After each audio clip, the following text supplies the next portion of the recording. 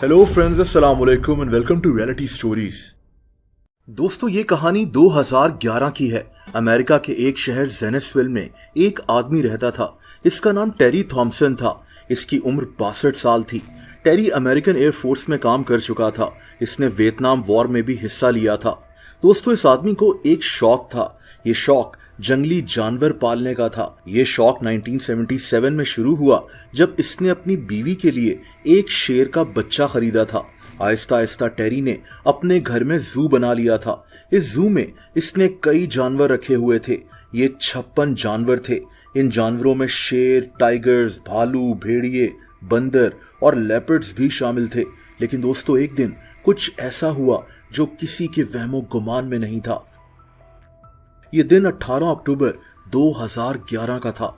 इस वक्त शाम के 5 बज रहे थे। जिस एरिया में टेरी का जू था, इसी के पास एक आदमी मौजूद था। इसका नाम सैम था। सैम एक रिटायर्ड स्कूल टीचर था। ये अपने घर में अपनी माँ के साथ रहता था। सैम ने एक घोड़ा खरीदा था। ये घोड़ा इसके घर के पीछे एक अस्तबल में मौजूद था। सैम अपने घोड़े से मिलने जा रहा था। लेकिन दोस्तों, सैम जब अस्तबल के पास पहुंचा तो इसने एक हैरत अंगेज मंजर देखा। इसके घर के पीछे ही टेरी का जू था। ये जू एक काफी बड़ी जमीन पर बना हुआ था। दोस्तों, टेरी ने घोड़े भी पाले हुए थे।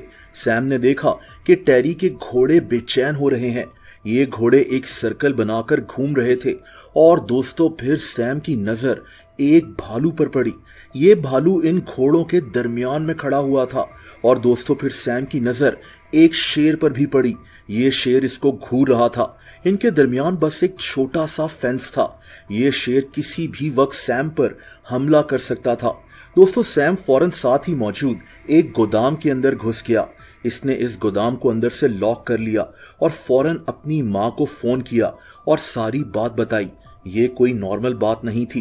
टेरी के जू के जंगली जानवर अब पिंजरे से बाहर नजर आ रहे थे।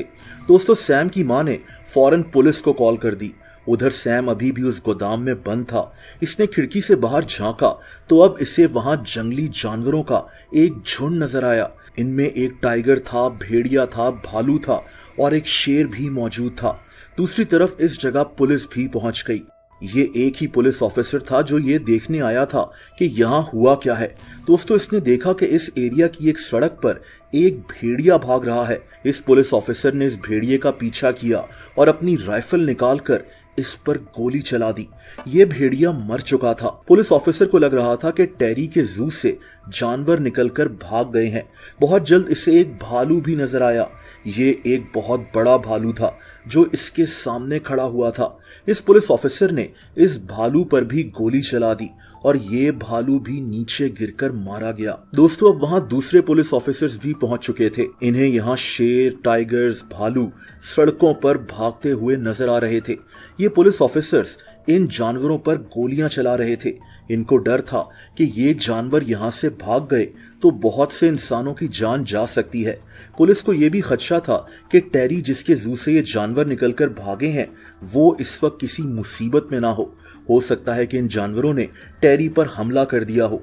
पुलिस की एक टीम टेरी के उस जू में भी पहुंची और दोस्तों, वहां पहुंचकर इनकी नजर दर्जनों जंगली जानवरों पर पड़ी। इन जानवरों के जो पिंजरे थे वो सब खुले हुए थे। ऐसा लग रहा था जैसे किसी ने जानबूझकर इन पिंजरों को खोला है। पुलिस को वहां इस जू में काम करने वाला एक आदमी भी नजर आया। इसका नाम जॉन था। इन्होंने इसको अपनी गाड़ी में बिठा लिया। दोस्तों, ये खबर इस शहर में बहुत जल्द फैल गई। लोगों को अपने घर में या वो जिस भी जगह है वहां रुकने का कहा गया। इस वक्त इस जू के 50 जानवर पिंजरों से निकलकर इस एरिया में घूम रहे थे। दोस्तों, पुलिस अभी इन सारी चीजों को देख ही रही थी जब अचानक इनकी नजर एक लाश पर पड़ी। ये लाश टेरी थॉमसन की थी। ये आदमी मर चुका था। दूसरी तरफ पुलिस के पास अब 2 ऑप्शंस थे। या तो इन जानवरों को ट्रैंकुलाइजर्स की मदद से बेहोश कर दिया जाए या फिर इनको गोली मार दी जाए। पुलिस को लगा कि इन जानवरों को बेहोश करने की कोशिश में ये जानवर कहीं भी भाग सकते हैं क्योंकि ट्रैंकुलाइजर्स का असर कुछ देर बाद होता है। इस वक्त रात हो चुकी थी। पुलिस को खदशा था कि ये जानवर कहीं अंधेरे में ना छुप जाएं और किसी को नुकसान ना पहुंचा दें। तभी पुलिस ने फैसला किया कि इन जानवरों को गोली मार दी जाएगी। दोस्तों, पुलिस ने 48 जानवरों को मार दिया था। इनमें 18 टाइगर्स थे, 8 भालू थे, 2 भेड़िए थे, 3 पहाड़ी शेर थे, 17 अफ्रीकन लायंस थे, 3 लेपर्ड्स थे और कुछ बंदर भी शामिल थे। पुलिस के शूटर्स को वहां बुलवा लिया गया। लेकिन दोस्तों, इन जानवरों का क्या कसूर था? इस कहानी का सच बहुत भयानक है। टेरी थॉम्सन, जिसके जू में ये जानवर रह रहे थे, इसकी लाश को ऑटोप्सी के लिए ले जाया गया।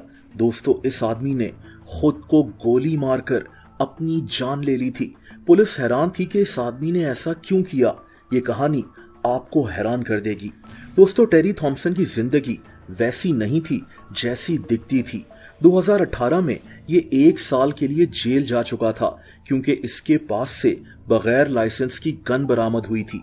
इसने 50 से ज्यादा जानवर तो रखे हुए थे, लेकिन इसके पास अब पैसों की भी शदीद कमी थी। ये इन जानवरों को ठीक से खिला भी नहीं सक रहा था। इस पर बार बार ये इल्जाम भी लगाया जाता कि ये इन जानवरों का ठीक से ख्याल नहीं रखता। हालांकि ये इन जानवरों से बहुत प्यार करता था। इसने हर जानवर को एक नाम भी दिया हुआ था। लेकिन दोस्तों, इस आदमी की मेंटल हेल्थ ठीक नहीं थी। इसकी बीवी भी इसको कई दफा छोड़कर जा चुकी थी और तभी उस दिन इस आदमी ने एक अफसोसनाक फैसला किया। इसने ना सिर्फ खुद को गोली मार ली, लेकिन उससे पहले इसने खुद इन सारे जानवरों के पिंजरे खोल दिए थे। यानी इन जानवरों को इसने खुद आजाद किया था और पिंजरों से निकाला था। ये बेचारे जानवर जिनका कोई कसूर नहीं था, ये इसी की वजह से मारे गए थे।